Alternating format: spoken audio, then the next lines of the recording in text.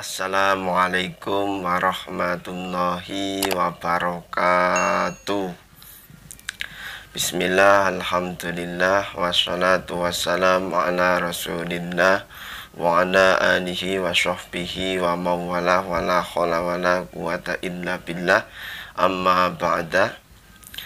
Selamat pagi santri-santri kelas 6 semuanya, kelas 6A dan kelas 6B. Mudah-mudahan di rumah saja senantiasa dalam keadaan sehat walafiat. Oke, santri-santri semuanya, hari ini adalah pelajaran PAI. Kita langsung saja untuk melanjutkan materinya. Kalau minggu kemarin santri semuanya sudah mempelajari, yaitu tentang bagaimana cara membaca, menulis, dan menghafalkan surat Al-Kafirun. Untuk hari ini lanjut ke kompetensi selanjutnya, yaitu mengenal atau memahami pokok-pokok kandungan di dalam surat Al-Kafirun. Oh ya, Pak Amir akan mengingatkan santri-santri semuanya bahwasanya semua video pembelajaran PAI ada di YouTube-nya Pak Amir. Jadi santri semuanya bisa subscribe agar ketika mengulangi pembelajaran itu mudah mencarinya. Tinggal cari di YouTube kemudian putar ulang agar semakin baik pemahamannya. Oke ya, hari ini kita lanjut ke pengenalan Quran surat Al-Kafirun. Santri semuanya bisa lihat di slide HP-nya masing-masing ya. Oke, Al-Kafirun, namanya surat ini diambil dari ayat yang pertama, ada kata Al-Kafirun. Qul ya ayyuhal kafirun. Ada ayyuhal kafirun. Situ ada kata-kata Al-Kafirun. Itu diambil dari ayat yang pertama. Artinya apa? Al-Kafirun, hai orang-orang kafir. Ya ayyuhal kafirun, hai orang-orang kafir. Kemudian terdiri dari 6 ayat. Ya, santri semuanya pasti sudah hafal. Kemarin kan sudah disampaikan cara baca, cara menghafalnya juga yang diulang-ulang 7 kali. Santri harus hafal. Apalagi ya, cuma 6 ayat. Ini sering sekali keluar di ujian praktek, ujian akhir sekolah. Ini sering sekali keluar diujikan. Makanya santri harus hafal artinya di dalam bahasa Arab dan artinya di dalam bahasa Indonesia, suratnya ya. Kemudian terdiri dari 6 ayat sudah ya. Surat ke-109 di dalam Al-Quran. Ya, ini urutannya. Al-Quran itu ada 114 surat. Santri semuanya untuk tahu surat Al-Kafirun urutan ke-109 tinggal dihitung dari belakang. Misalnya 114 surat An-Nas, 113 surat Al-Falaq, 112 surat Al-Ikhlas, kemudian 111 surat Al-Lahab, 110 surat An-Nasr, dan 109 yaitu surat Al-Kafirun. Kemudian lanjut termasuk suratan Makkiyah. Ya, jadi surat Al-Kafirun termasuk suratan Makkiyah. Cirinya salah satunya adalah suratnya pendek-pendek. Suratan Makkiyah artinya adalah surat-surat yang diturunkan di kota Mekah atau dipahami juga sebelum Nabi Muhammad SAW hijrah ke Madinah. Oke ya, lanjut ya. Kemudian secara peristiwa atau kejadian, surat Al-Kafirun turun setelah surat Al-Ma'un. Jadi ada perbedaan. Kalau ke-109 itu urutan di dalam Al-Quran, yang menyusun adalah para ulama ahli Quran, ahli tafsir Quran.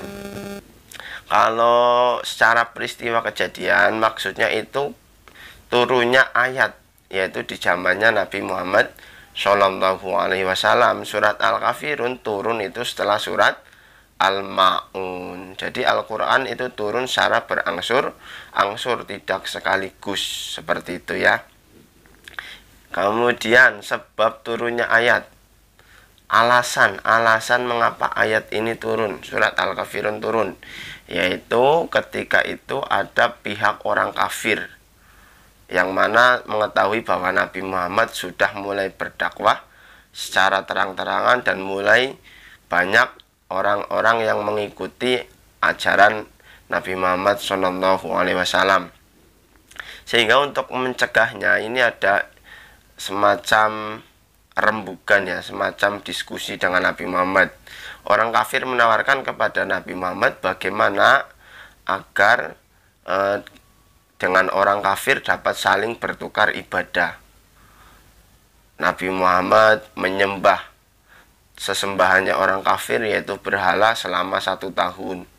Besok kemudian bergantian, orang kafir akan menyembah sesembahannya Nabi Muhammad, yaitu Allah Subhanahu wa ta'ala selama 1 tahun. Ketika dihadapkan dengan pertanyaan atau persoalan seperti ini, tentunya Nabi Muhammad tidak bisa langsung memberikan jawaban, sehingga turunlah malaikat Jibril membawa surat Al-Kafirun ini sebagai jawaban Nabi Muhammad SAW kepada orang-orang kafir. Jawabannya tegas, yaitu khususnya di ayat yang ke-6 sebagai kesimpulannya, yaitu lakum dinukum waliyadin, bagimu agamamu, bagiku agamaku. Nggak boleh dicampur.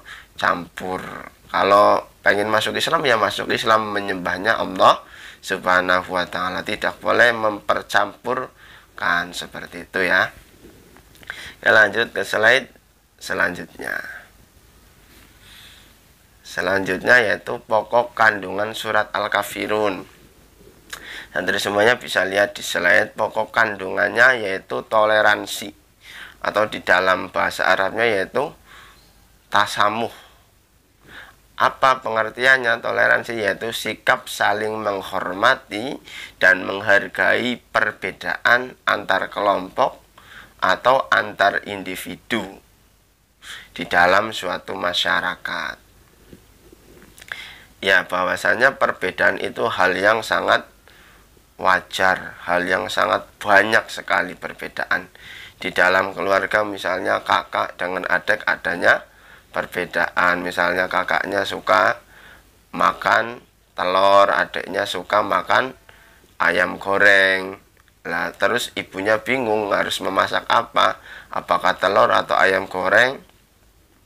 Oh, ternyata ibunya memasak ayam goreng. Sebagai kakak maka harus memberikan toleransi, jangan marah-marah. Oh, ternyata bukan berarti ibu itu lebih sayang pada adiknya, tetapi memang mungkin jadwalnya ayam goreng. Yang penting harus ada toleransi karena adanya perbedaan. Kemudian di dalam slide selanjutnya, penyebab toleransi yaitu adanya perbedaan. Itu seperti yang Pak Amir sampaikan tadi, itu contoh yang sederhana, adanya perbedaan pilihan lauk kesukaan antara kakak dengan adik misalnya, dan banyak hal-hal yang lainnya. Ya, diingat-ingat, penyebab toleransi yaitu adanya perbedaan. Kita lanjutkan pembagian toleransi. Pertama, ada 2 ya. Pertama, toleransi dalam satu agama. Yang kedua, toleransi antar agama. Toleransi dalam satu agama itu diperbolehkan dalam 2 hal.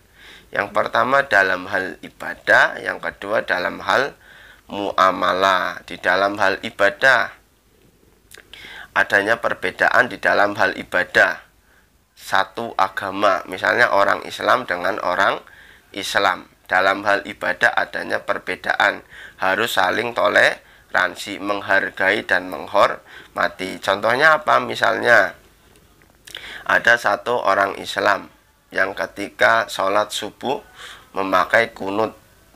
Ada satu lagi orang Islam yang memakai yang sholat subuh tidak memakai kunut. Maka kedua orang ini harus saling memberikan toleransi, saling menghargai. Yang pakai kunut dipersilakan, yang tidak pakai kunut dipersilakan, karena sama-sama benar. Dan toleransi seperti ini di dalam satu agama, adanya perbedaan seperti ini diperbolehkan.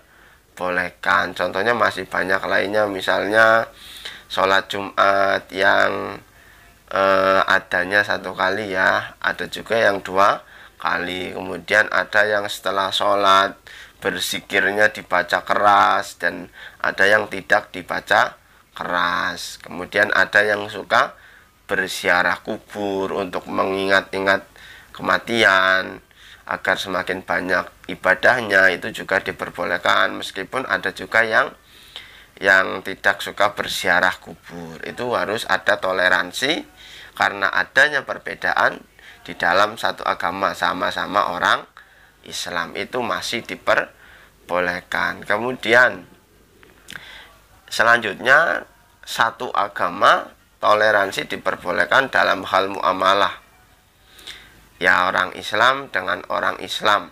Misalnya satunya berjualan makanan, misalnya apa, makanan ayam bakar lagi ya, ayam bakar. Satunya misalnya berjualan Kentucky ya, fried chicken ya misalnya. Itu saling berdekatan, ini harus saling toleransi, tidak boleh saling menjatuhkan. Misalnya bilang ayam bakarnya si A itu ada formalinnya, dan sebaliknya ayam fried chickennya si B ada formalinnya, itu nggak boleh seperti itu.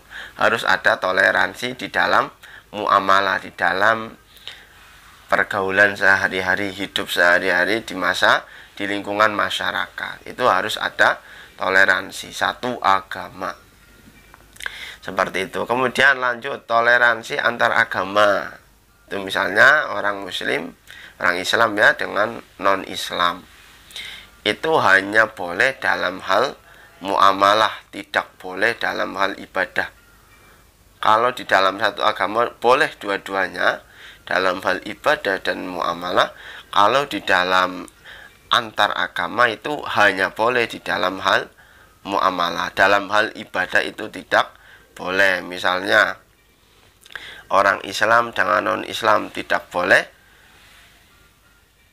orang non-Islamnya misalnya ketika hari raya Idul Fitri ikut melaksanakan, itu nggak boleh. Ataupun sebaliknya, orang Islam ketika hari raya non-Muslim misalnya ikut merayakannya, itu nggak boleh.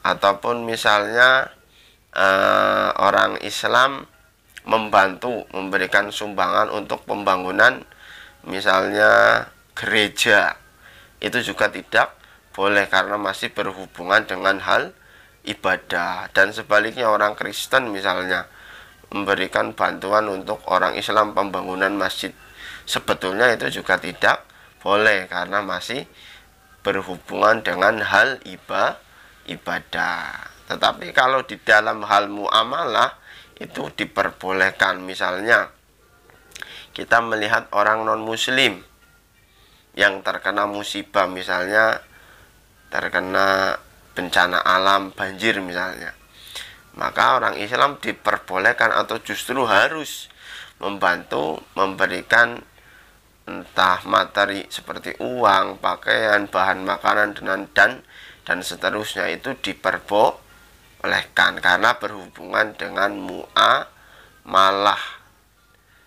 hubungan dalam hal muamalah, bukan dalam hal ibadah.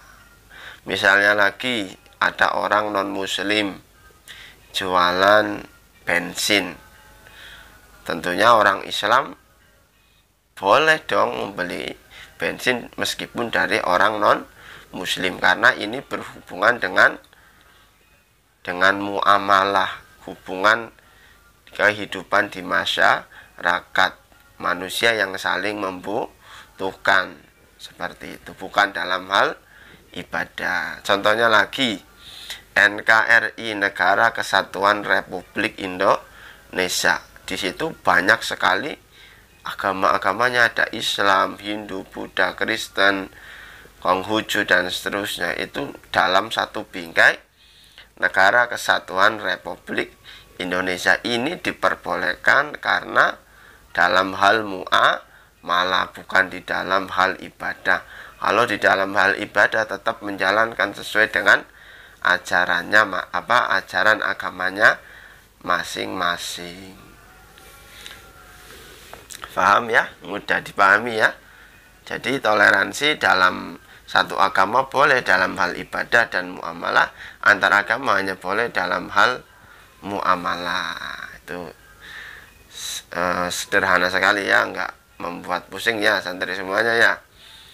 Kalau misalnya ada yang masih bingung, boleh bertanya di kolom komentar di Google Classroom. Kemudian pembiasaan dan manfaat toleransi. Bagaimana agar kita semuanya, santri semuanya mempunyai sikap toleransi. Ada beberapa hal yang harus dibiasakan agar menjadi karakter diri. Yang pertama, menyadari bahwa perbedaan adalah hal yang pasti, sunatullah. Tidak mungkin tidak ada perbedaan. Makanya pertama harus menyadari bahwa perbedaan itu pasti. Yang kedua, menghargai setiap perbedaan. Setelah tahu bahwa perbedaan itu adalah hal yang pasti, kemudian selanjutnya adalah menghargai setiap perbedaan.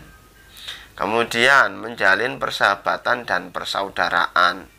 Ya, setelah tahu adanya perbedaan, terus kita tetap harus mau menjalin persahabatan dan persaudaraan dengan cara saling menghormati, tidak saling membuli karena adanya perbedaan, justru saling menjaga tenggang rasa, menghormati, tidak membuli, tidak menjelek-jelekan setiap perbedaan, seperti itu ya.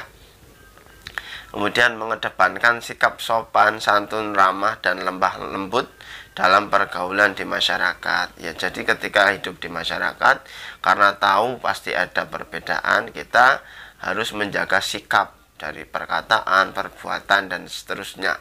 Tujuannya agar tidak menyinggung orang lain, apalagi menyinggung karena adanya perbedaan, seperti itu ya. Kemudian menjadikan perbedaan sebagai sarana untuk berlomba-lomba dalam kebaikan, bukan sebagai perpecahan. Jadi karena adanya perbedaan justru bisa saling berlomba-lomba, bukan untuk saling menjelek-jelekan kemudian terjadi perpecahan, permusuhan, dan seterusnya. Justru harus saling berlomba-lomba. Misalnya adanya perbedaan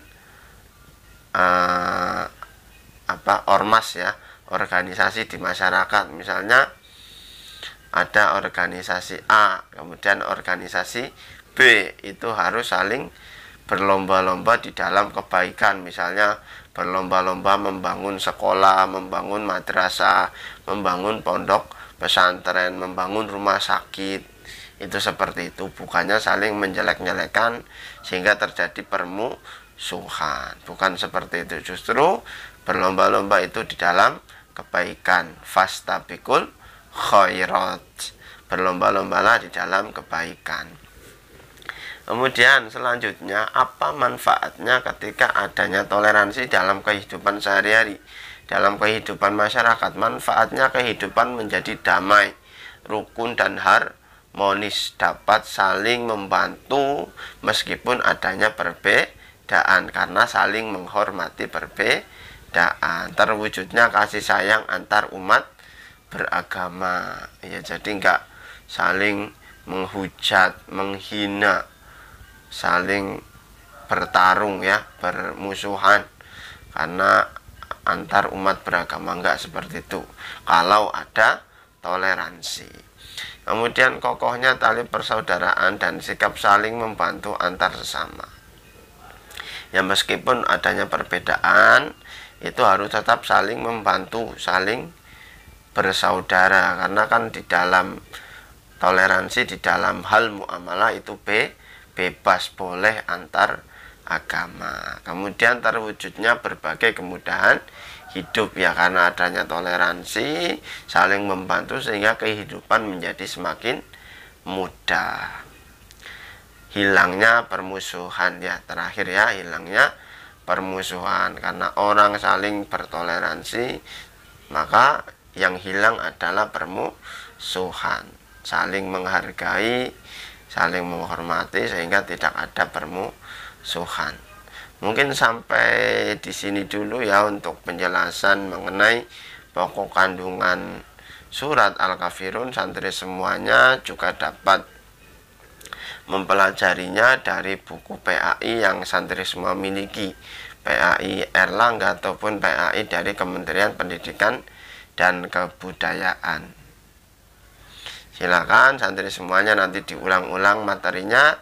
Kalau ada yang perlu ditanyakan atau belum paham, boleh bertanya di kolom komentar di Google Classroom. Terima kasih, kurang lebihnya mohon maaf ya santri-santri semuanya. Pamir akhiri, assalamualaikum warahmatullahi wabarakatuh.